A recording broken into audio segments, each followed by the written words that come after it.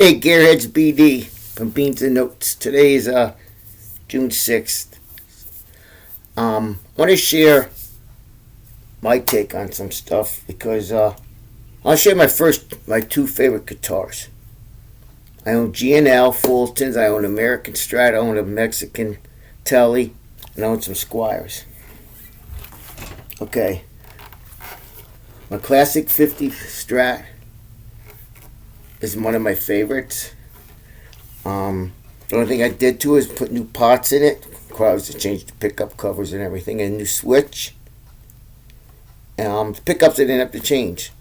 They're pretty hot and they're almost like tone riders. In fact, if I understand, when these were made in China, they were tone rider pickups. This one is 7.3 pounds. That's my one favorite. Here's the other one. Hold on. I gotta find a bigger place to work in. Is my Affinity Telecaster. Paid $200 for this. And I put Tone Rider Hot Classic in. It's 6.3 pounds. These are my two favorite guitars.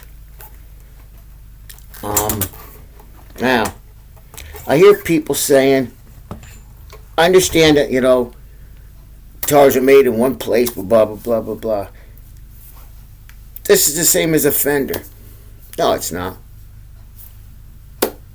They're my two favorite guitars, remember that. Okay, I own an American Strat. The feel of that neck is totally different than this one. I didn't have to modify it. Yes, it cost me some money. When I bought it in 2015, it was $1,000. Okay, remember where this is coming out of? Communist California.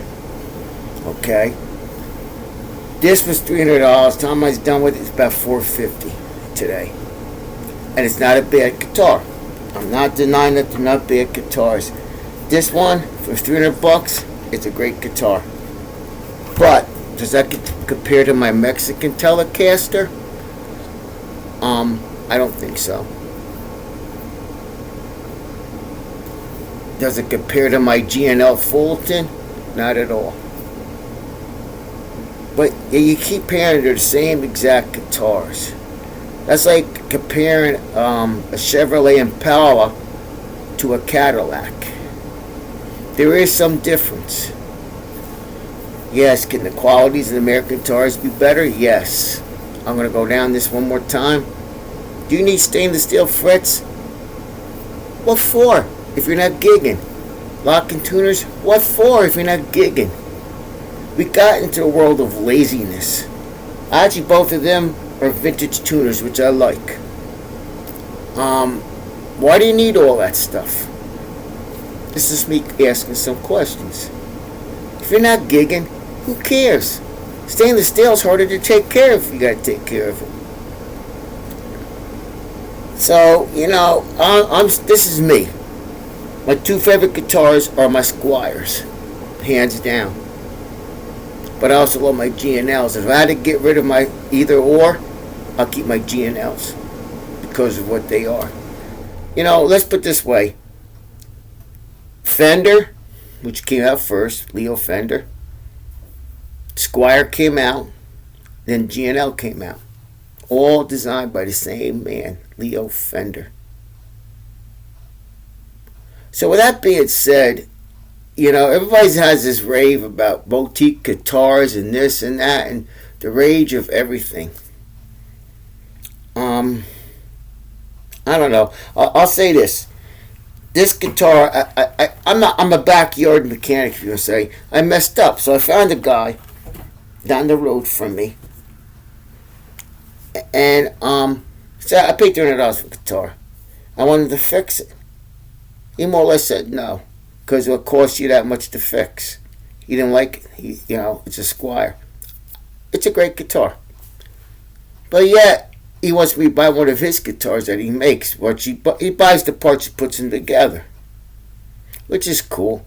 But I wouldn't bother doing business with him because I want him to fix this. Now, what was cool about this was where I'm at. This guitar is really great. It really is. I had it.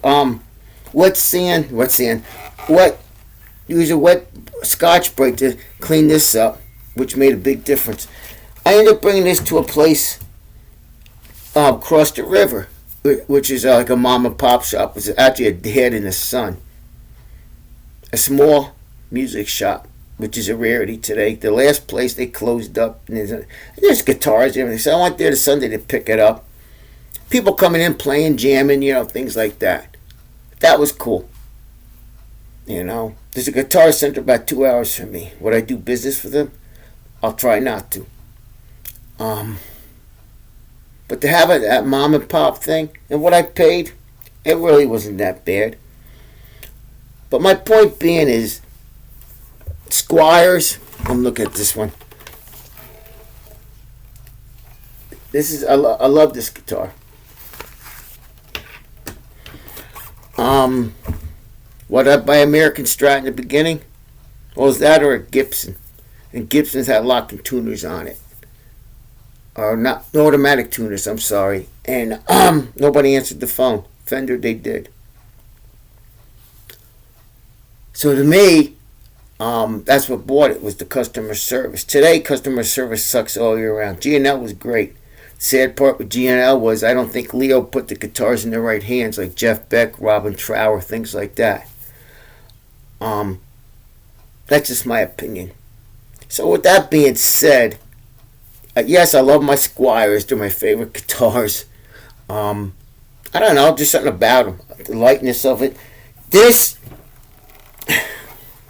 is really, really for the money. I didn't pay the $500 for it. Would I do it? Not if I can help it. Okay. This was really surprisingly good. I was looking for a red Strat and this came up. The price was right. Like I said, it was $300. It was in mint shape, and I like it. So I know everybody's into budget guitars and this and that, and that's cool. I'd like to know what was your first guitar, why it was, and would you buy it again? Me, would I buy the American Strat again the way things are?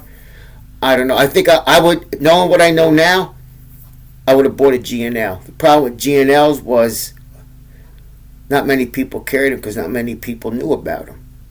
Again, I don't think Leo Fender really advertised the correct way.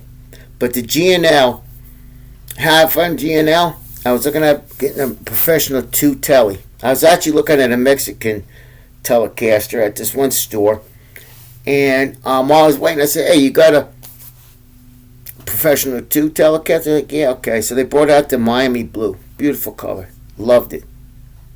Then I went down to the store where I got this work done. They had a G&L ASAT Classic.